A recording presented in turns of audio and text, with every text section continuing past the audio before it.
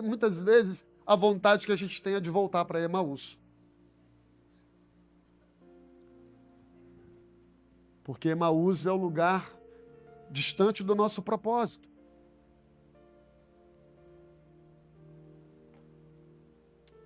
Deixa eu avançar mais um pouquinho. Você conhece a história de Gideão?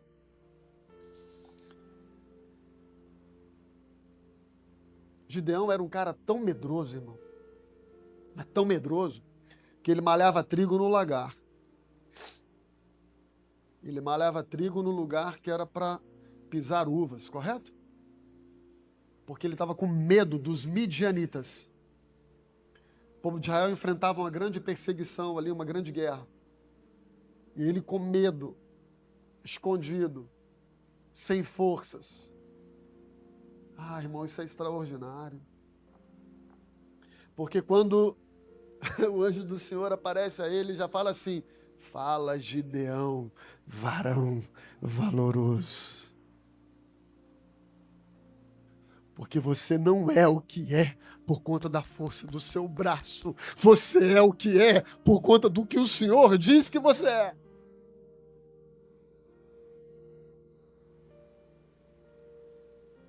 Aleluia!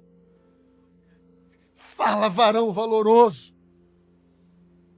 E desse homem que se sentia covarde, inferior, o menor da sua casa, o menos relevante, o menos importante, Deus já tinha decretado que ele seria o líder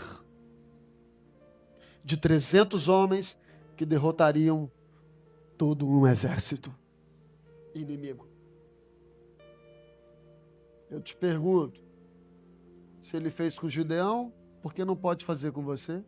Por que não pode fazer comigo? Talvez hoje a sua alma, seus sentimentos estejam nos escombros do lagar. Você está se escondendo nos seus medos, nos seus traumas, nas suas dúvidas, nos seus problemas. Mas Deus, nesta manhã, através da sua palavra, está dizendo: varoa valorosa, varão valoroso, não tenham medo. Não te espante. Quem pode fazer alguma coisa com a gente se o braço forte do Senhor está conosco, irmão? Gideão é outro nome. Me permita ainda falar de mais alguns. Estou falando dos mais conhecidos, tá? Mas a Bíblia é uma jornada de homens e mulheres dependentes, não de homens e mulheres capazes. A nossa capacidade está na obediência ao Senhor. Então a gente não é capaz porque é forte, a gente é capaz porque Ele nos fortalece. Nunca é sobre nós. Eu queria ainda falar sobre Moisés. E pouca gente conhece a história de Moisés numa perspectiva egípcia. Entenda o que eu vou dizer. Você conhece ali um pouco a história de Moisés, ele é deixado lá no cestinho, que inclusive se chama Moisés por conta disso. Ele é resgatado ali, é cuidado pela filha de Faraó, pelas servas da filha de Faraó, e ele cresce como o quê, irmão? Como príncipe do Egito.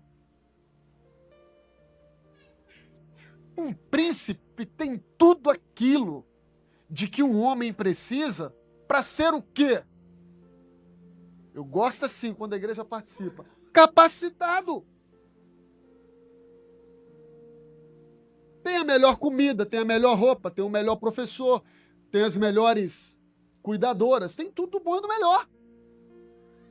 Ainda mais no Egito, que era o grande império daquela época, o grande poder daquela época. Aí depois de 40 anos, o cara já não era novinho, ele vê um hebreu sofrendo, bem provável que ali o coração dele já estava em crise com a sua identidade, certamente ouviu as histórias, ele sabia que era um filho adotivo, certamente o Espírito de Deus começou a revelar-se a ele, só que ele tenta resolver com as próprias mãos e mata um egípcio que estava castigando hebreus. E ainda pior, escondeu o corpo. Só que alguém viu, aí ele mete o pé com medo. Aí fica 40 anos no deserto. Ele começa o seu ministério de libertação do povo com 80 anos. E você, Jairo, pensando que não tem tempo para você ainda, Jairo? Dá uma renovada, filho. Trocar as bielas. Trocar esse carburador, correr a dentada. Vambora, filho. O quê? Trocar os pneus. Varão valoroso. Moisés começou com 80, rapaz. Tu tá com 79, não pode ver eu, hein? Vou fazer 50 se Deus quiser, já. Tô chegando aí, tô. Os cabelos brancos. Até que Deus se revela a ele e dá a ele o propósito. Sabe o que ele fala? Não sou capaz.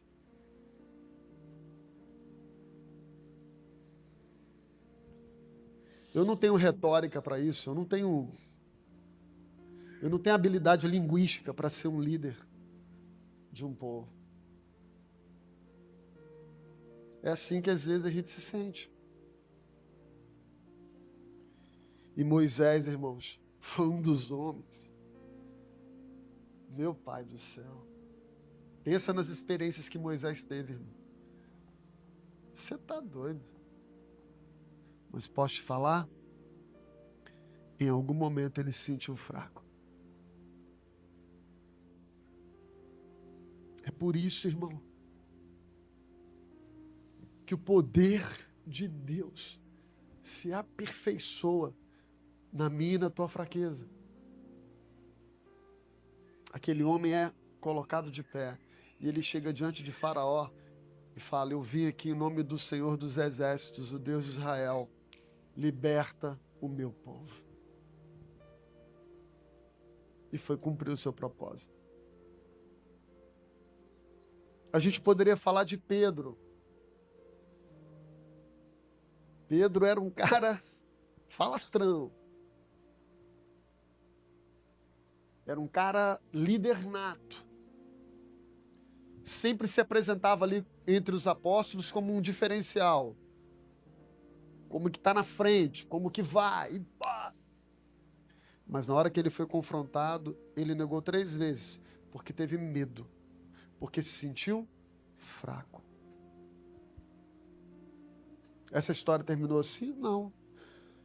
Cristo ressurreto o perdoa, ele recebe a força do Espírito Santo, e esse homem, irmão, ele, meu Deus, na primeira mensagem que ele prega, 3.000 almas se arrependem. A Bíblia diz que Pedro passava a sombra dele e curava as pessoas. Por quê? Porque ele se tornou o Capitão América, o Superman? Não. Porque ele experimentou o revestimento da força do Senhor. Mas a sua natureza continuava uma natureza fraca. Como eu, como você.